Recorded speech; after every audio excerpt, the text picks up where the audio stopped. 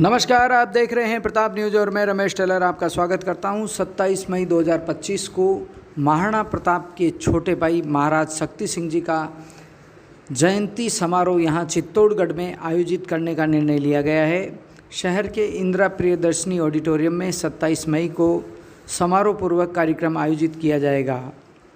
वल्लभनगर के पूर्व विधायक व महाराज रणजीत सिंह बिंडल ने यहां प्रताप पैलेस होटल में पत्रकार वार्ता के दौरान कार्यक्रम संबंधी विभिन्न जानकारियां दी। उनके साथ यहां ओछड़ी ठाकुर, ऋतुराज सिंह शक्तावत, हर्षवर्धन सिंह रूद, लक्ष्मण सिंह खोर, राव नरेंद्र सिंह मंचासीन थे।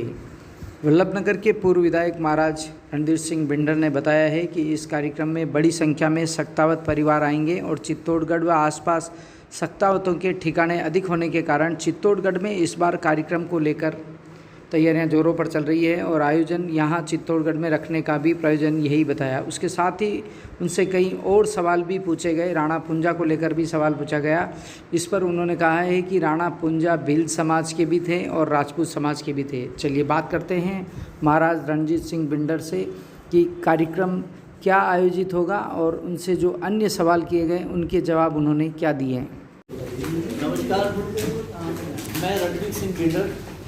आप राव साहब विजयपुर, आप खोर ठाकुर साहब, हर्षवर्धन सिंह जी रूद और ओछड़ी ठाकुर साहब, हम 27 तारीख को जो महाराज शक्ति सिंह जी स्मारक समिति और प्रताप शक्ति संस्थान के द्वारा जो प्रोग्राम हो रहा है, महाराज शक्ति सिंह जी की जयंती मना रहे हैं, उसके बारे में आपसे चर्चा करने के लिए उपस्थित हुए हैं।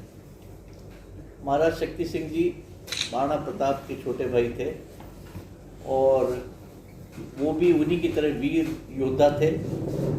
उन्होंने अपनी अलग जगह बनाई और शक्तावतों के कई ठिकाने आपने देखे हैं कि बिंडर, बांसी, हीता, कलवल, विजयपुर, ये तो आपके आसपास है, खोर है, रूद है, गटियावली है, ओछड़ी है। तो ये सब ठिकाने जो है एमपी में भी हमारे ठिकाने हैं और हरियाणा में भी लोग गए हुए हैं और बहुत सी जगह शक्तावत बसे हुए हैं। शक्तावतों का जो सम्मेलन है, पहले कहते हैं 6-7 पीढ़ियों पहले हुआ था। महाराज साहब मदन सिंह जी के समय पर उस समय 17,000 शक्तावत हुए थे। अब मुझे लगता है हम शायद 17 करोड़ हो गए होंगे, क्योंकि उसको 7 पीढ़ियाँ हो गई है। और अब इस 483वीं जयंती पे हम लोग इकट्ठे हो रहे हैं और हर वर्ष हम, क्योंकि महाराणा प्रताप सिंह जी और महाराज शक्ति सिंह जी की तिथि एक ही है और वो तिथि जो है महाराणा प्रताप की हम तिथि से जयंती मनाते आए हैं। शक्ति सिंह जी की अगर तिथि से मनाएं तो उसी दिन पड़ेगी तो वो क्लैश होता है, क्योंकि हम लोग किस तरह से उसको मनाएं। तो हमने पिछले वर्ष ये तय किया था कि महाराज शक्ति सिंह जी की जयंती जो है, जो डेट है, तारीख है, उस हिसाब से मनाएंगे।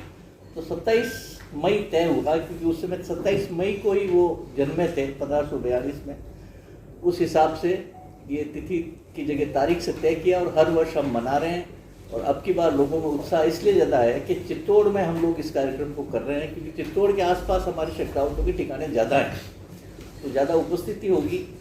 और राव राजेंद्र सिंह जी जो जयपुर ग्रामीण के सांसद हैं, वो हमारे मुख्य अतिथि हैं और चंद्रपाल सिंह जी आकिया भी हमारे विशिष्ट अतिथि हैं और शक्तावतों के सभी ठिकानों के और क्षत्रिय संगठन जो दूसरे हैं उनके भी पदाधिकारी सब इसमें भाग लेंगे। सब पहले हमने बिरला सभागार ऊपर दुर्ग पर तय किया था, लेकिन मौसम थोड़ा आजकल गड़बड़ चल रहा है, तो बारिश की संभावना को देखते हुए ऑडिटोरियम है उसमें इसको रखने का तय किया है। तो ये स्थान परिवर्तन थोड़ा सा हमने किया है, लेकिन उसकी सूचना है हम सब जगह भेज रहे हैं और निश्चित रूप से सबको जानकारी मिल जाएगी।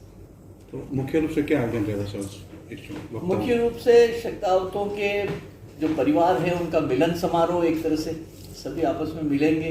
और जो एमपी में भी लोग हैं हमारे, हरियाणा में भी लोग हैं, वो भी आएंगे। तो एक तरह से एक सामाजिक संगठन में मिलना जुलना और बात करना। चित्तौड़ में हमारे शक्तावतों के ठिकाने बहुत है, इसलिए यहाँ रखने का औचित्य तो यही है कि ज़्यादा से ज़्यादा लोग भाग ले सकें।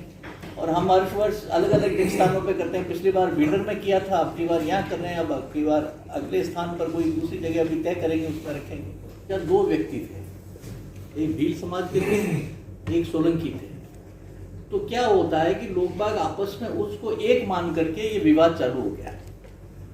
एक पूंजा जी भील भी थे, खेता जी के लड़के, और एक राणा पूंजा सोलंकी थे जो पानरवा के जागीरदार थे। तो उन दोनों को एक मान करके विवाद चलता है, क्योंकि ये राजनीति में घुसेड़ दिया इसको, क्योंकि राजनेता चाहते हैं कि भीलों को साथ लेने के लिए करे, राजपूतों को साथ लेने के लिए किए, इसलिए ये विवाद उत्पन्न हुआ कांग्रेस के ज़माने में। लेकिन ये बात सही है कि पूंजा जी एक भील भी हुए जो खेता जी के लड़के थे, और राणा पूंजा जो सोलंकी थे वो पानरवा के जागीरदार थे।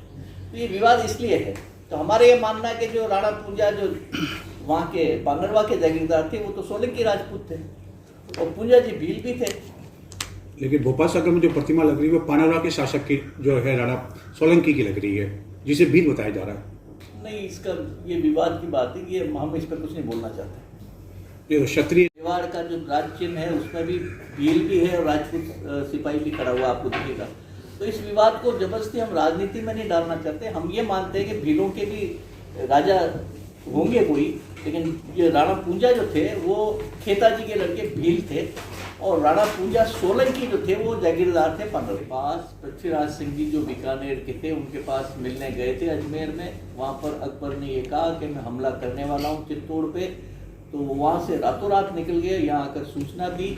उसके बाद में राणा परिवार पूरे को उदयपुर शिफ्ट किया गया है, और पत्ता जी और जयमल जी ने किले की रक्षा के लिए यहाँ पर रहे। तो ये जो मनगढ़ंत बातें चल रही है वो बिल्कुल गलत है।